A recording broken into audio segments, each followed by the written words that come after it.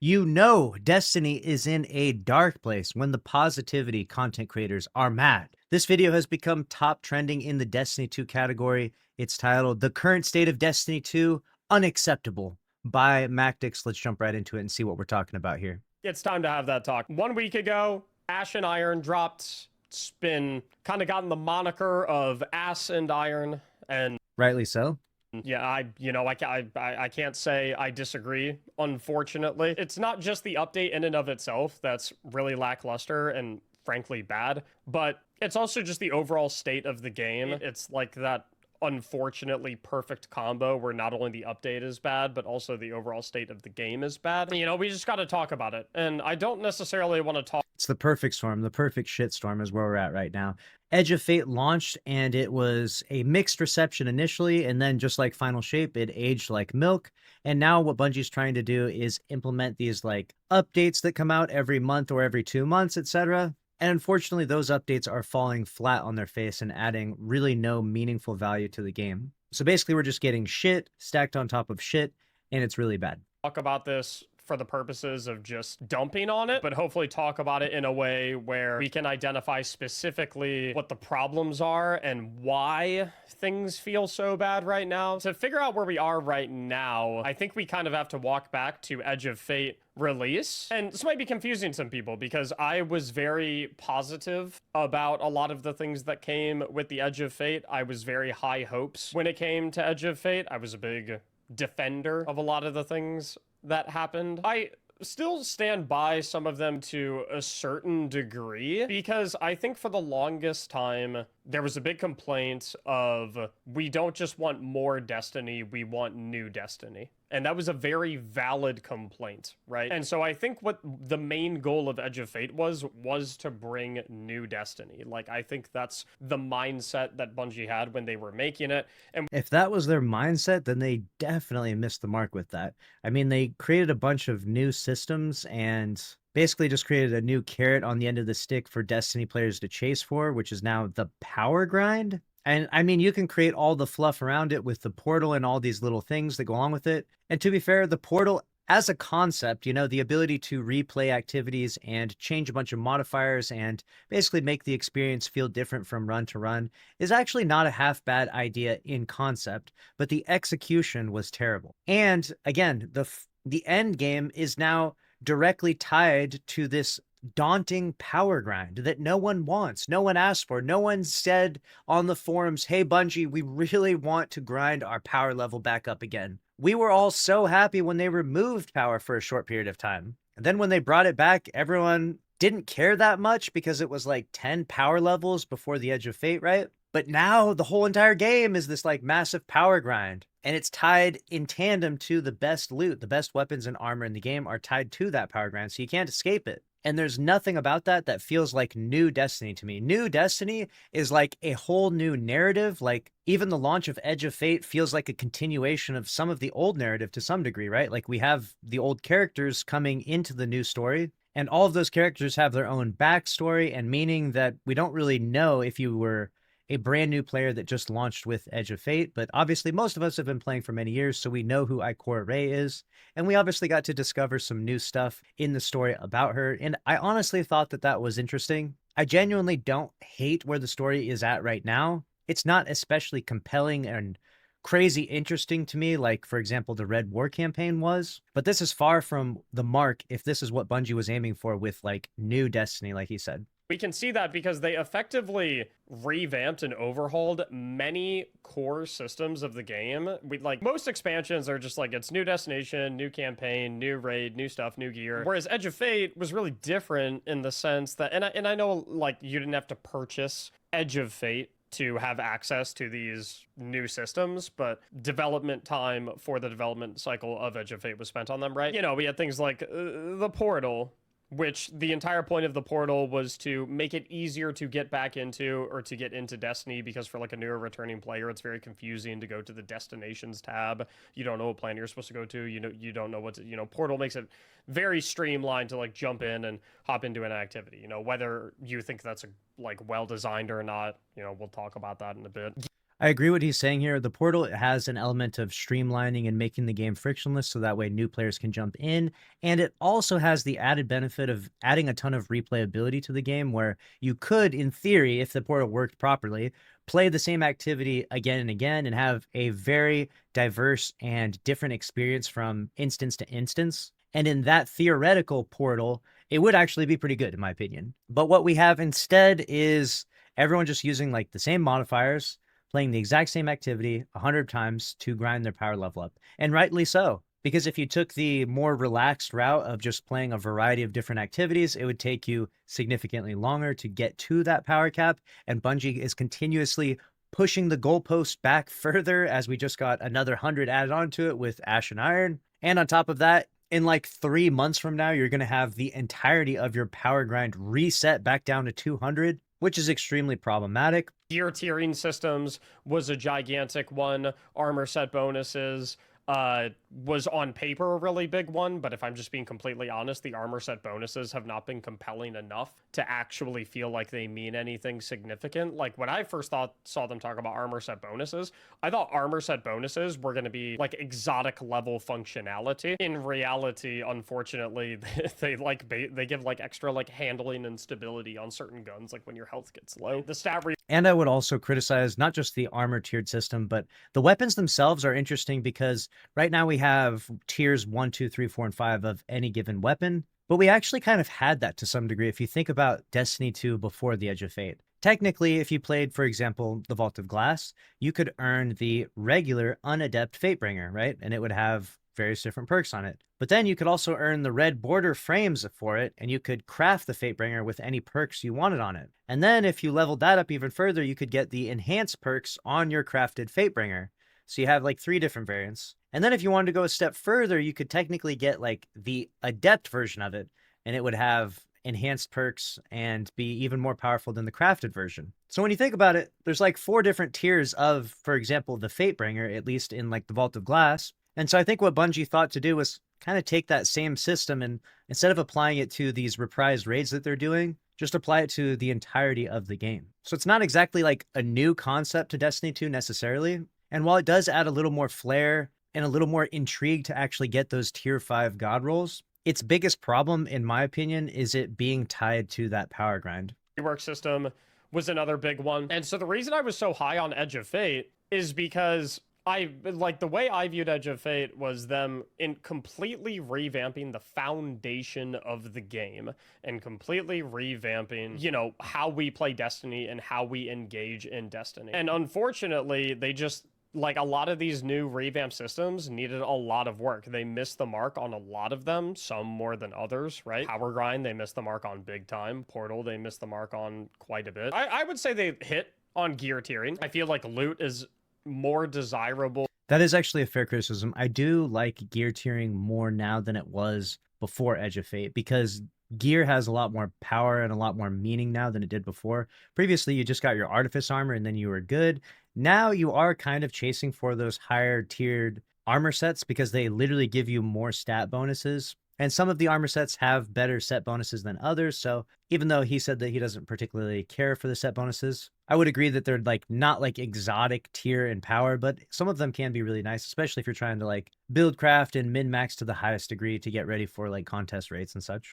Than it's ever been. However, where they did miss on gear tiering is not adapting the rest of the game to utilize gear tiering, and so as a result you've effectively soft sunset the entire game because you can't get tiered gear from it, right? You effectively soft sunset every single raid, every single dungeon, every single piece of content that doesn't drop tiered gear. You've basically soft sunset all that stuff. They definitely missed the mark on exotic stat totals. The fact that exotic armor has tier 2 stat bands is crazy to me. The stat rework, they hit the mark, but they also missed the mark, right? They hit the mark in the sense that like they shifted it up so that not every single build is just resilience followed by your class stat followed by discipline. But they also missed the mark when it comes to like armor archetypes being limiting so that you literally cannot get certain stat combinations, which makes certain builds like significantly less possible, I guess, if that makes sense. The reason I was a big defender of all of these things and a big defender of the Edge of Fate early on is because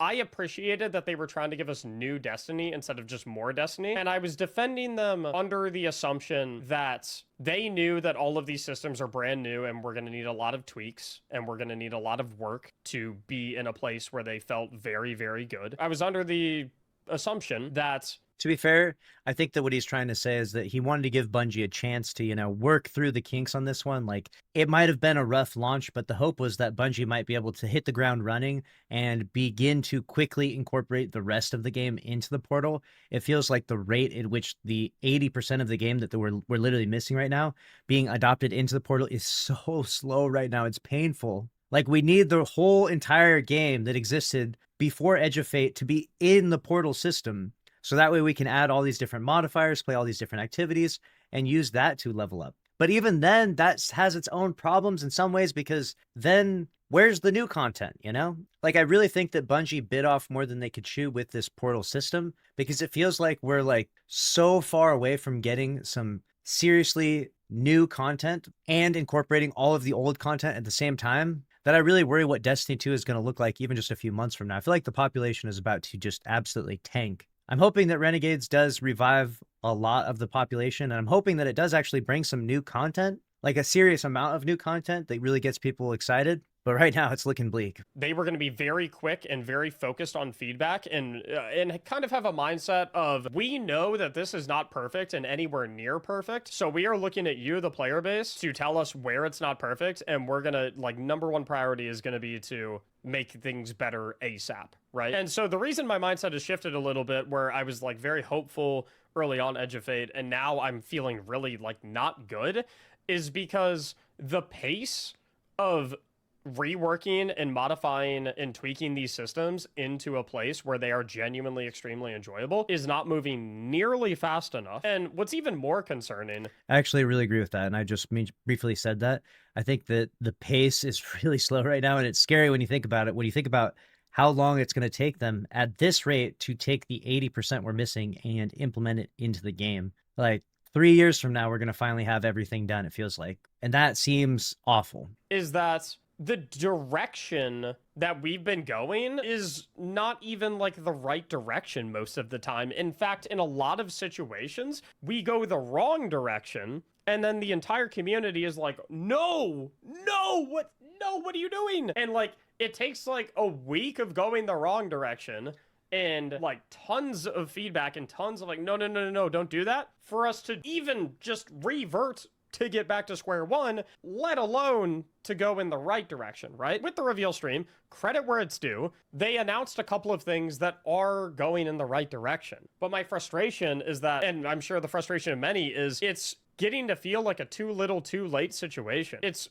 really frustrating as a player to feel like whenever you want something in the game improved, that you first have to wait for them to do something that's completely in the wrong direction, and then scream that it's in the wrong direction just to get back to square one, and then you have to scream even more to get it to go in the right direction, and it's so exhausting. This doesn't mean that I'm advocating for bad feedback, because I don't think that that's going to help us at all. Like, I don't think that's a good justification for like, oh, well, let's just start giving, like, being really mean with our feedback and being really rude. However, I understand and can wrap my head around why so many people are taking that approach, because they're just tired. They're exhausted. They're basically at the point right now where they're like, dude, like, I can't anymore. And I get it. Like, the human psyche can only go through so many instances of, yo, this is what we want. And then for Bungie to do the exact opposite. The human psyche can only go through so much. That's exactly the way I feel with this. That's too funny. He's just talking about how, like, you try to give them constructive feedback and help guide the direction the game maybe should go, and you get a lot of support and a lot of opinions on Twitter and the forums and everywhere, and we can kind of see what's the next step for Bungie. And then after everyone unanimously says, like, all right, the power grind's a little crazy, Bungie, like, lower the bar a little bit, they're like, hey, what if we, like, nerfed solo ops? And everyone's like, are you fucking kidding me? Did you actually just fucking write that? What are you saying right now? Like, the level of disconnect for Bungie to think that they should nerf solo ops after the immense backlash, after the immense amount of feedback given to them, both constructive and not, is mind-blowing to me. And I'm sure Mactix would agree as well that nerfing solo ops was the most insane thing I ever read in a twid, maybe ever. Sunsetting that happened in 2020 and nerfing solo ops. Like, they're right there where I'm like, what the fuck did I just read? How do we ever come to this conclusion, Bungie? I'll always give feedback from a constructive and respectful and civil manner. And I think everyone else should aim to do that too, to the best of their ability, because I think that's the best way to get things implemented, and that's the best way to be heard. But like Bungie, like I wish Bungie would help us out when the community was being as crystal clear as humanly possible about the portal changes and the power grind changes and stuff like that, not wanting to spam solo ops over and over again and wanting other activities to be more rewarding. That was the easiest layup ever. It really was. And I don't mean any disrespect to Bungie or anything like that, but like, I'm gonna call a spade a spade. That was the easiest layup ever. When you feel like the community feedback is crystal clear and unanimous, and you still go the opposite direction, I can understand why people like look at that and they're like, well, whatever. Clearly what I say doesn't matter. Clearly they're not listening to me. Why even bother giving feedback? Now I'm just going to be frustrated, and now, like, I get it. And so it's like, issue number one with the current game is like, listen, we completely reworked Destiny from the ground up, right? We completely changed all the foundational systems. The whole game is very different now. The pursuits in the game are very different. A lot of the systems in the game are very different. That's good. I don't want to play another 10 years where the expansion comes out, I grind 10 power levels, I run around the destination a little bit, and then there's nothing to do in the destination. I do the raid a couple times. I don't want to do that for another 10 years. So like, I can appreciate that they tried to do something new, and that's why I was so high on it. But now I'm at the point where it's like, okay, time's up. Not enough has been done, and not enough communication has been had, and not enough acknowledgement of the problems has been had for me to be in a spot now where I'm like, okay, I understood things were not going to be perfect on the first pass. Now it's like, okay, we have not had enough movement. We have not had enough momentum. And that's kind of how I was for the past couple weeks. And then we had the reveal stream, and I was like, whoa, okay, Renegades looks decent, right? Renegades cooked. Renegades is cooking right now. But Ash and Iron is a whole nother story. Renegades looks pretty good. I am also a Star Wars fan, though. Maybe that contributes to it. But I think Renegades looks pretty good. And then they talked about a lot of the, quality of life changes, live game changes that they had planned. A lot of them were good. I wish their plans on them were more concrete. Like, the sense of urgency didn't really feel like it was there, and that was a little bit frustrating for me. But I was at least thinking to myself, well, they're talking about it now, and it seems like they have a decent grasp on what our qualms are. That seems good. And then Ash and Iron drops, and it just murdered all the momentum. I saw a comment, I think it was on one of my shorts, where someone said that the Plague Lands is a great microcosm of the current state of Destiny, where it has this really cool and good solid foundation, but that foundation is not being optimized or built upon to create something that could be truly great. And I thought that was I thought that was a very astute assessment of the current state of the game, right? Because you think the Plague Lands, when they first announced that it would come back, I was hyped. I loved the Plague Lands. It's one of my favorite destinations in the history of Destiny. You've got all this like red Siva everywhere. There's lava all over the place. You had Archon's Forge. I thought it was such a cool destination. Like, from a foundational perspective, the Plague Lands is amazing. But the way it was implemented in Destiny 2, I don't even understand why they brought it back. Not only are there not Siva enemies, there's no Siva anywhere. There's no lava anywhere. The destination literally feels dead. The best word I can use to describe it is the Plague Lands feels dead. And not in a good way. Not in like, oh wow, they were going for like a dead aesthetic here. They were going for like this barren wasteland. Like, it doesn't feel dead in that way. It doesn't feel dead in like an artistic sense. This is true. It feels like they stripped all of the character and everything that mattered in Plaguelands and then gave it to us for some strange reason, I still can't help but feel like there's something we're missing here. Like, maybe there's an update coming to the Plaguelands? I don't know. It seems like Bungie is determined to never bring Siva back, but I feel like if they did, this could really help the game right now, If the Plaguelands, if Siva came back and it was on the Plaguelands and that was like a part of a crazy mystery event that's happening soon, that would be big.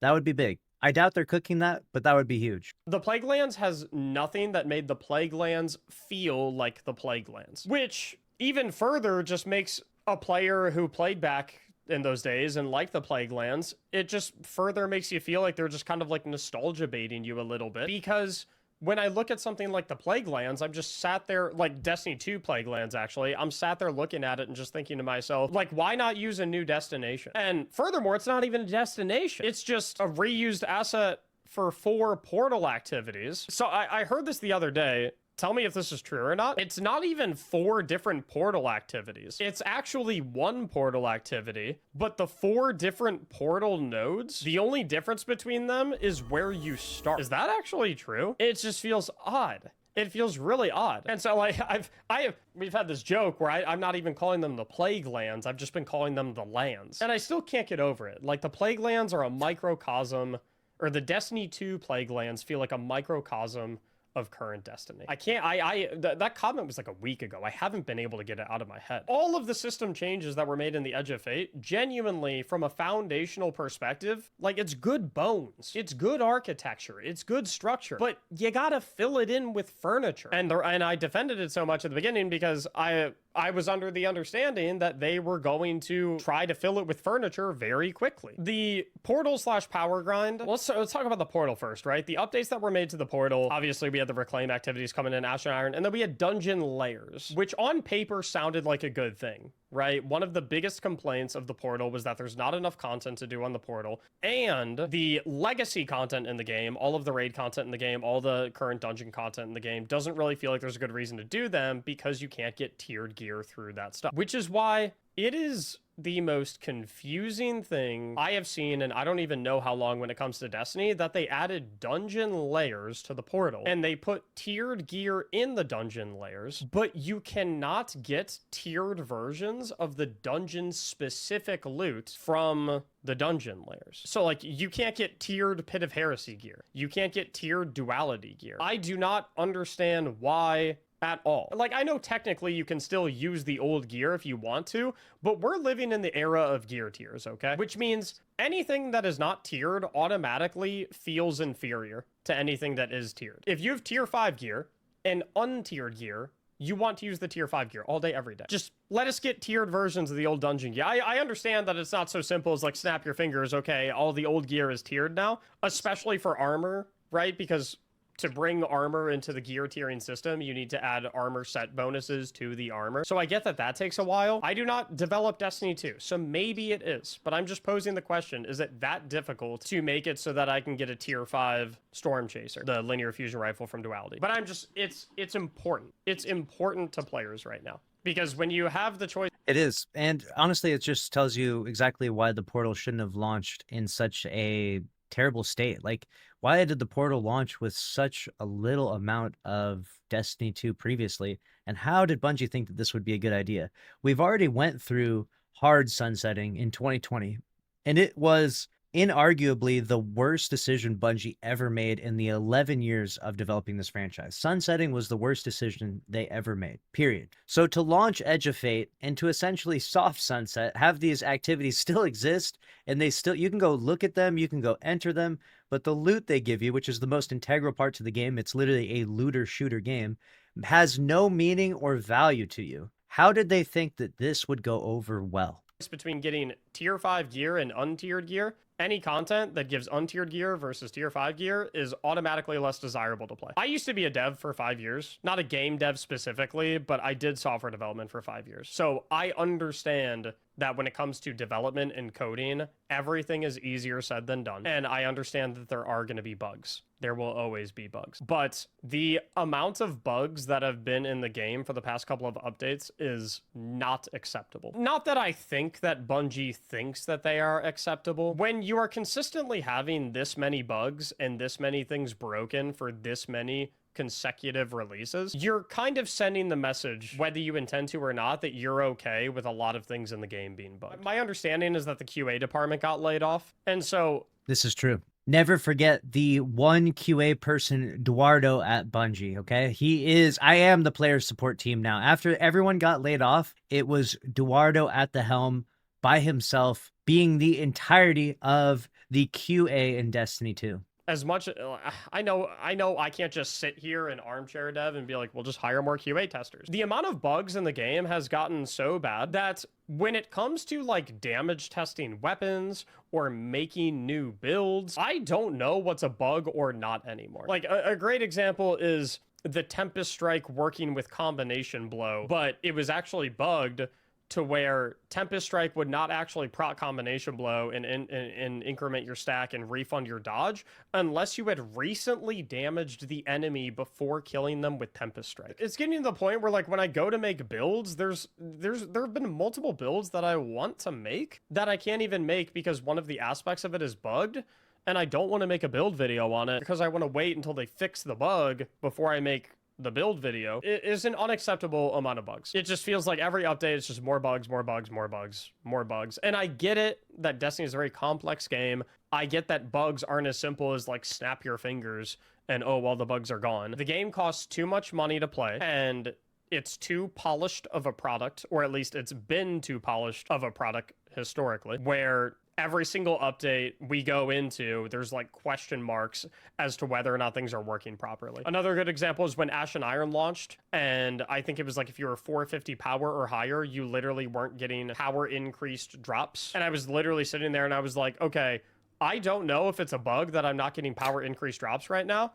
The gaslighting, the unintentional gaslighting from Bungie. Or if I didn't get my score high enough to actually earn the increase of the power drop, right? And that's a problem when something happens in a game and you don't know if it's because you actually didn't do what you were supposed to do or if it's because it's bugged. Another thing too, when it comes to power in the portal, it's way too complicated. All the modifiers you have to slap on, you know, all like the B plus, the A plus, the Diamond 3, the Diamond 2, Platinum, Gold, blah, blah. It's so complicated. I don't know. And it's also kind of sadistic, the amount of modifiers you have to put on in order to clear an activity just to go up one power level. Cheese Forever recently had this post that made me laugh on this topic. He said, whoever locked Guardian rank 10 behind no HUD, no starting ammo, heavy famine, brawn, promotion, match game, avant-garde, 490 power, Savathun Spire with all champion types with 13 minutes on the clock must have woke up and drank the worst coffee known to man and shared their pain.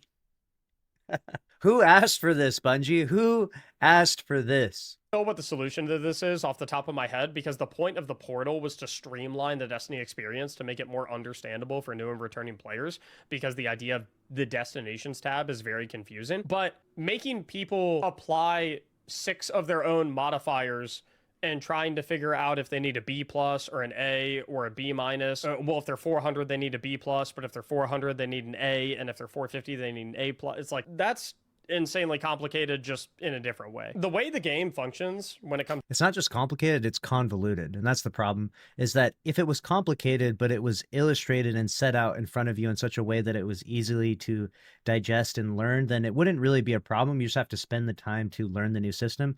But it is in fact just convoluted, and mixed with a bunch of bugs, it just makes it impossible to really know what the hell you're doing in the game. To power grinding effectively, is if you want to grind power level and you want to get a powerful drop from an activity, you're trying to strike this balance between, you have to slap on a ton of annoying stuff to get your score up, but it's annoying and it's not fun to play with. So the challenge of power grinding is just trying to slap on the least annoying stuff that gives the most points. The intention is good, where it's like, hey, we want you to be able to curate and customize your experiences. However, it's not that simple. What it actually is, it's a, hey, we want you to play the way that you want to play, but if you want to make progress in the game, then it's actually not the way you want to play. You have to throw on a ton of annoying stuff that limits the way you play, actually. And it's felt even worse with the locked loadout changes, where locked loadout multiplied your score by like 4 green arrows, and now it only multiplies it by 2, because they wanted to hard push avant-garde even more, which even further limits how you want to play. Now, credit where it's due, them making all exotics featured and available to use for avant-garde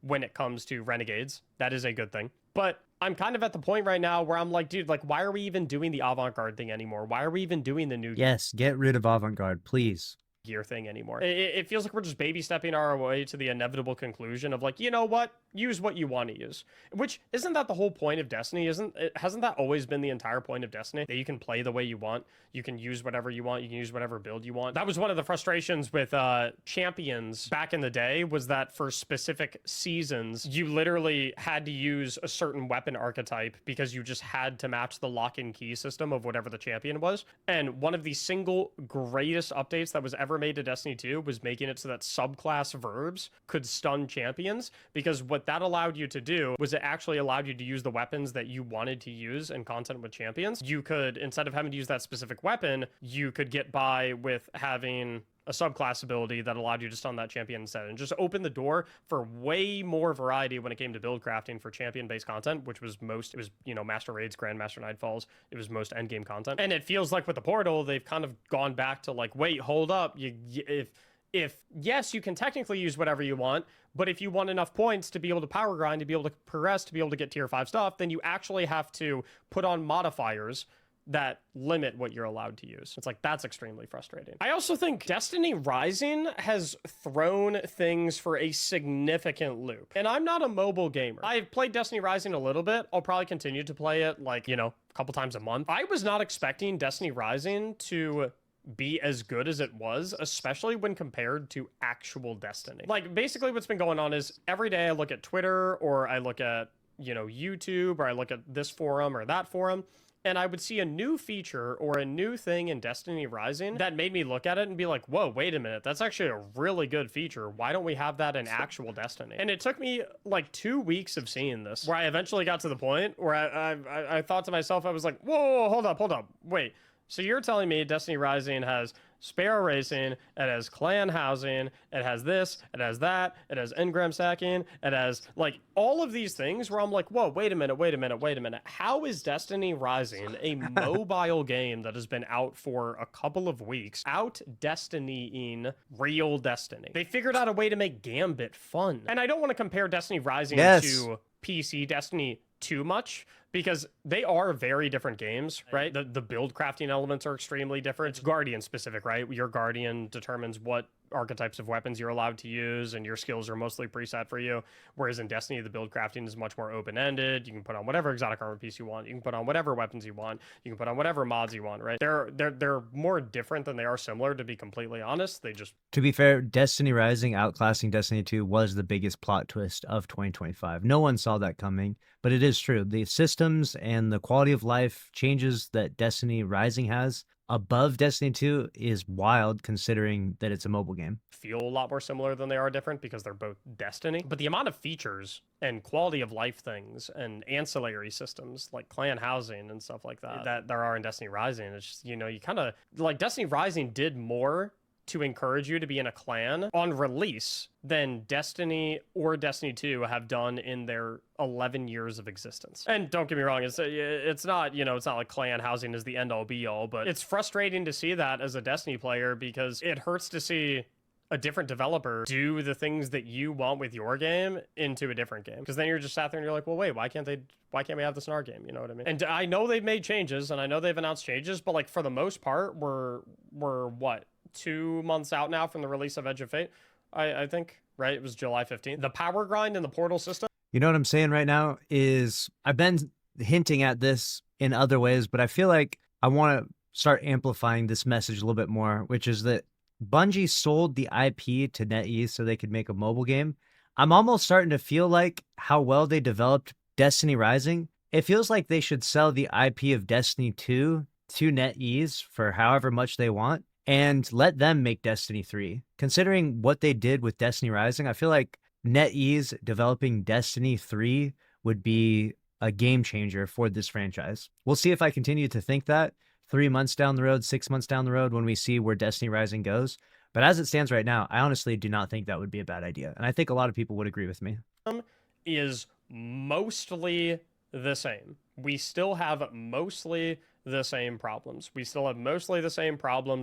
with new gear restrictions and avant-garde restrictions. We still have mostly the same problems with legacy content not feeling like it's worth playing, old raids feeling like they're not worth playing, old dungeons feeling like they're not worth playing. I know they've said that they're going to do things, and some small tweaks have been made, and I've been applauding them for their small tweaks because I believe in, when they go in the direction that you want them to go in, you gotta let them know. Otherwise, how do they know that they're actually going in the direction that you want them to go in? But it's been 2 months, and I'm like, just, cut and dry. It's not enough. It has not been enough. I have no doubt that they will get these systems into a very, very good spot. Just the concern, though, is time. There is a big difference getting them into a good spot 3 months from now when we hit the release of Renegades versus 2 months from now in preparation for the release of Renegades. My biggest concern right now is it feels like when it comes to live game fixes and updating these core foundational systems to make them feel a lot better, it feels like they're planning all of these changes to happen throughout the Renegades expansion. Whereas in my mind, I'm sitting here thinking like, no, Renegades is your opportunity to show players how much you've improved these systems and how much better they are for when they return. Because I'd imagine most people probably bought the Year of Prophecy edition or the $80 version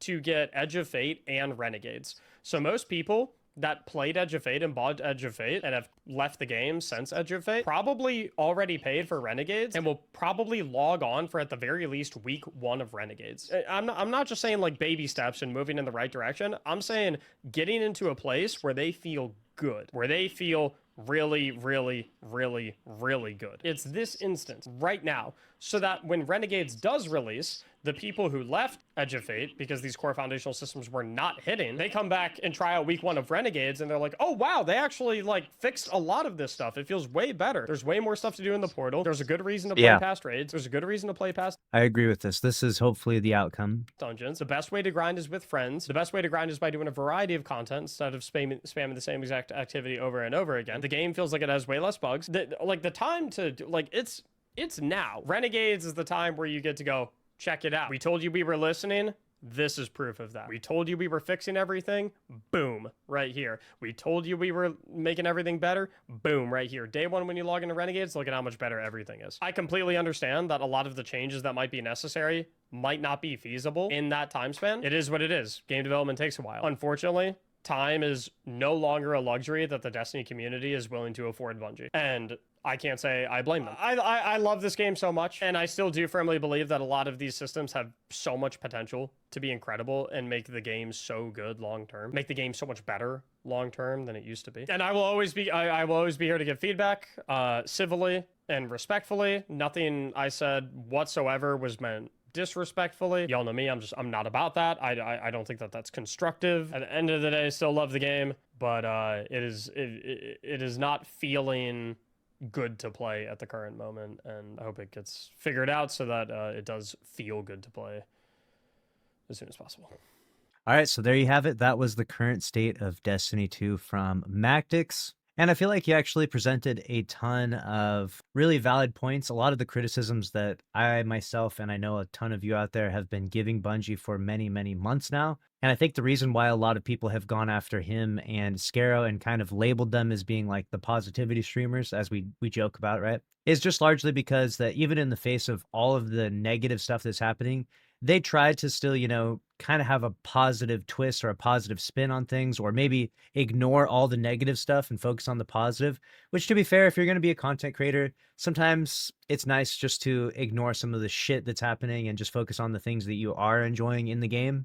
I think that we're all guilty of this from time to time, but the community definitely was unhappy with people being positive or putting out any sort of nice energy during the time when they genuinely felt like Bungie needed to be reprimanded for some of the horrible decisions that were implemented with the launch of Edge of Fate. So I think that's where a lot of the backlash comes from towards Mactix and Scarrow. I kind of lump them into like the same category. Personally, I don't have any animosity towards either of those guys, and it's nice to see that we as a community are all collectively on the same page now. Everyone, all the players and the content creators, we are all on team. Get your shit together, Bungie. Let me know what you think down in the comment section below, and we'll see you in the next one.